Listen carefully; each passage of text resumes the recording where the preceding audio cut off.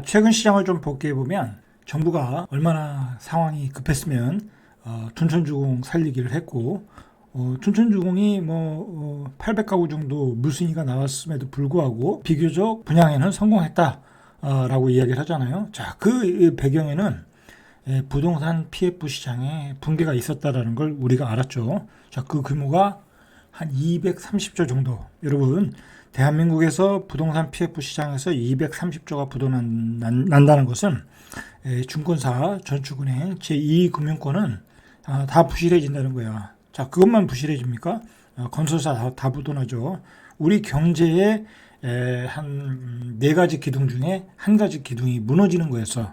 자, 그래서 정부가 그렇게 일상 규제 대책을 내놓으면서 분양시장을 살린 거예요. 전면 규제 완화해주고 전매도 해주겠어. 그 장위동에 입지가 별로인 장위동에 레디언트도 거의 다 완판이 되었다라고 그래요. 일단 신문에 나오는 얘기로는. 자, 그 얘기는 뭐냐면 거기에 실수요자가 이걸 사가지고 장기적으로 가야지. 돈 있는 사람이. 그거 절대 아니에요. 장위동에 현금 10억을 가진 사람이 장위동을 왜 사겠습니까? 그죠? 다 투자자들, 투자의 시각에서 입주 때 프리미엄 돈 1,000만 원 먹고 팔아야지. 자, 그런 생각으로 들어간 거죠. 자, 그런데 요즘에 분양권 시장, 입주 시장이 어때요? 거의 다 마피죠? 난리 났어요, 여러분. 수도권 외곽 가봐. 그냥 1억씩 마피가 나는 곳도 있어. 어떤 데는 마피 플러스 돈을 더 얹혀야 되는 경우도 있고, 지방 같은 경우엔 한 20% 이상 손실 나는 경우도 있고, 그래. 자, 그런데 지금 시장이 더 안 좋아지잖아. 그죠? 안 좋아지잖아. 이게 바닥이라고 착각을 하는 거야. 정부가 규제 완화했고, 그 다음에 이 신문에서 나오는 금리 인상은 다 된 거 아니냐. 이제 그런 얘기가 나오니까, 그런 얘기가 나온 데다가 정부가 이제 특례 보금자리론이라고 이 저금리 이 상품을 또 내주니까, 만들어주니까, 그것 가지고 집을 사면서 이제 이게 바닥이 아니냐, 그렇게 착각을 한다는 거죠. 자, 그런데 그 착각이 깨지게 된 게 뭐냐면, 자, 일단은 미국의 금리가 아직은 더 올려야 된다는 얘기가 지금 나오고 있잖아. 빅스텝 얘기가 나오고 있잖아요. 그리고 미국의 인플레이션이 계속되고 있다. 자, 그런데 그 원인 중에 하나가 고용의 문제라는 거야, 여러분. 이게 고용의 문제. 이 고용이라는 건 임금이 올라가는 거잖아. 사람들이 일을 안 한다는 거야. 일을 안 한다. 굳은 일을 안 한다라는 거야. 서비스 업종에 일을 안 한다. 자, 근데 그게 가만히 생각해 보니까 미국만의 문제가 아니라 우리도 그런 문제가 있더라는 거야. 자, 그러면 구조적 인플레이션에 우리는 당면하고 있다라고 보고, 그리고 예전처럼 중국과 러시아가 막 세계가 서로 물자를 교류해서 어떤 저가 시스템을 만들어내는 어떤 세계화의 어떤 틀이 깨졌다라는 거야. 자, 그런 것만 봐도 이제 우리는 고물가 시대에 살아야 된다라는 거야. 어떻게 보면 당연한 거예요. 우리가 저물가 시대에 살았던 거는 전체 기간 중에 몇 년 안 돼. 그렇지 않겠습니까? 몇 년 안 돼. 우리가 금리 2%, 3% 산 게 불과 몇 년이냐고. 자, 그 전에 옛날에 10%, 9%, 심지어는 2006년 좀 시장이 좋을 때, 그때도 6%대였어. 5%, 6%대였단 말이야. 그때도 그게 싸다고 집을 산 거야. 그러다가 코로나가 오고, 그다음에 미국의 금융위기가 오면서 이 2%, 1%까지 간 거지. 자, 그런 시기는 굉장히 짧은 시기였다라는 거야. 우리는 어떻게 보면 평상시의 그 금리 구조로 우리가 금리로 우리는 돌아가고 있다라는 거예요, 지금. 자, 그런 인식이 조금 필요한 시기라는 거야. 제가 누누이 얘기하지만 일반 불인이나 무주택자들이 착각하는 게 뭐냐면, 집값이 많이 빠졌다고, 고점 대비해서 많이 빠졌다고, 예전에 못 사가신 분들이 이제 두려움이 생기는 거지. 그래가지고 많이 빠졌다고 하고, 정부가 이 유통시장, 구축의 유통시장을 살리려고 연착륙을 시켜줘야 되니까, 구축이 경착륙이 되면 분양시장도 깨지거든. 그래서 특례 보금자리론을 정부가 만들어 준 거예요. 근데 그걸 모르는 사람들이, 앞으로의 경기 상황, 그리고 그 현재의 가격 상황을 모르는 사람들이 그 특례 보금자리론을 받아가지고 덜렁 집을 사고 있는 거야. 제가 그게 걱정이 돼가지고 계속해서 서울의 그 중저가 아파트, 9억 이하의 정저가 아파트를 지역별로 돌아다니면서 다 얘기해드렸잖아. 노원구 얘기했죠. 성북구 얘기했지. 그 다음에 금천구 얘기했지. 그 다음에 태릉, 신내동 다 해드렸잖아. 그죠? 자, 그 가격이 왜 안 싼지를 얘기해드렸잖아. 자, 그 아파트는 그 지역의 9억 이하의 아파트, 중저가 아파트는 평상시에 전세가율이 붙지 않으면 매매 수요가 없다. 지금과 같이 전세가율이 50% 이상인 상황에서는 투자자가 들어올 일도 없고 실수요도 안 들어온다. 안 들어온다라는 거예요. 근데 요번에 특례 보금자리론을 출시하니까 그걸 사고 있더라는 얘기야. 제가 그래서 오늘 그 얘기를 해드리는 거예요. 특례 보금자리론이 출시 3주 만에 연간 공급 목표의 3분의 1을 소진했다라는 거야. 그래서 10명 중 6명 가량은 은행권에서 빌린 기존 대출을 상환하기 위한 목적이다. 뭐 이거는 상관없는 거예요. 기존의 대출 금리가 세니까 저금리로 바꾸겠다라는 거예요.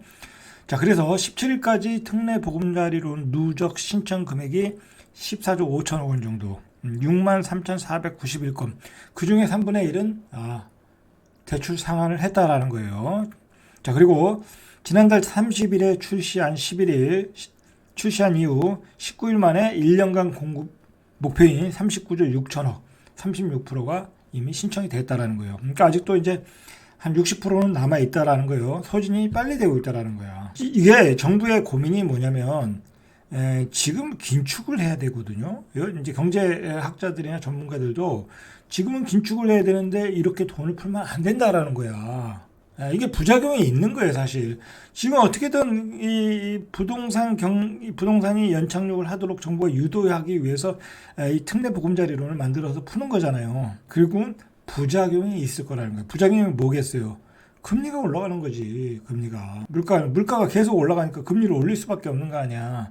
이 부작용을 감수하고 이 정책을 하고 있는 거야 지금. 이 특례 보금자리론이라는 게 기존 보금자리론의 안심전환 대출, 적격 대출 등 정책 모기지를 통합한 상품인데 우선 1년간 한시적으로 운영하는 거예요. 자, 1년간 한시적으로 운영한다는 얘기는 내년에도 상황이 안 좋으면 이걸 더 하겠다라는 얘기잖아. 그러면 돈을 더 풀겠다라는 얘기잖아, 시중에. 그러면 어떻게 되겠어요? 인플레이션이 가라앉질 않지. 그러면 고금리가 계속된다는 얘기야. 여러분, 정신 차려야 돼. 이게 결국 좋은 사인이 아니야. 지금 지갑이 연착륙하는 것 같지만 결국은 고금리가 계속된다는 얘기야. 그러니까 어떻게 됐어요? 신규 아파트를 분양받으신 분은 어떻게 되겠어? 계속 고금리에 이자를 내야 된다는 얘기야. 여러분, 뭐 둔촌주공이라든지 장위 레디언트, 광명철산자이 그거 나중에 중도금이자 그냥 7%, 8% 내셔야 되는 거야. 그리고 나중에 주택담보대출로 전환해서도 6%, 7% 내셔야 된다는 얘기야. 근데 그거 LTV 50%, 40% 이상 받아봐. 그거 얼마 내겠냐고. 둔촌주공 같은 경우에 5, 600, 7, 800 내야 되는 거고 장위 레디언트도 400, 막 그렇게 내야 돼. 여러분 수입을 다 내야 되는 거야. 그게 가능하겠냐고. 그걸 계산하고 계약을 하진 않았겠지. 대부분이 입주 때 팔라고 전매하려고 계약을 쳤겠지. 근데 중요한 건 입주 때 가격이 안 된다니까. 그게 문제지. 자, 특례 보금자리론이 금리가 연 4.25에서 4.5야. 이게 그렇게 싸지가 않아. 이게 일반형이에요. 그냥 이건 딱 고정된 거야. 자, 근데 우대형은 4.15에서 4.45인데 우대형의 경우에는 뭐 최대 0.9포인트를 받으면 한 3.25에서 3.5까지 된다라는 거야. 근데 대부분이 문제는 일반형을 받는다라는 거야. 우대형이 그렇게 해당 상황이 되는 사람이 별로 많지 않다라는 게 문제야.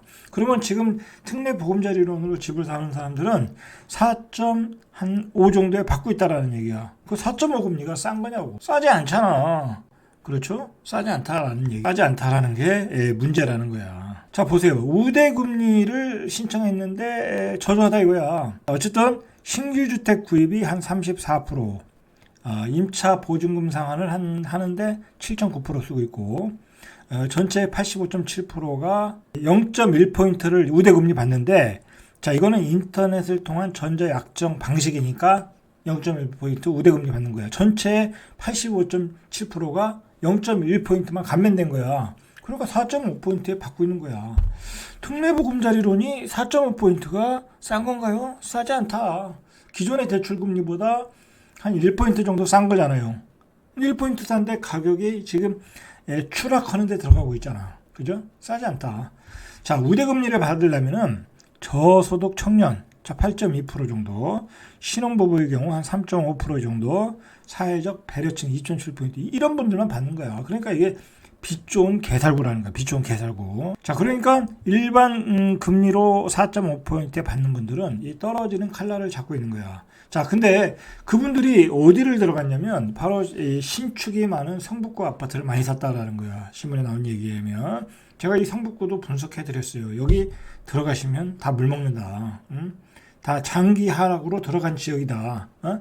현재 전세가율 50%, 이거 전세가율 80%, 85% 가야 바닥이 나오는데 80에서 85, 50%에서 85% 가려면 몇 년이 걸리겠느냐 이거야. 몇 년이 걸리겠냐. 그리고 지금 금리가 폭등하는 시기고 전세가와 매매가가 동시에 떨어지고 있잖아. 이런 경우가 없다니까. 전세가와 매매가가 동시에 떨어지는 경우가 외환 위기급의 어떤 상황인 거야 지금 상황. 그 상황이라는 거야.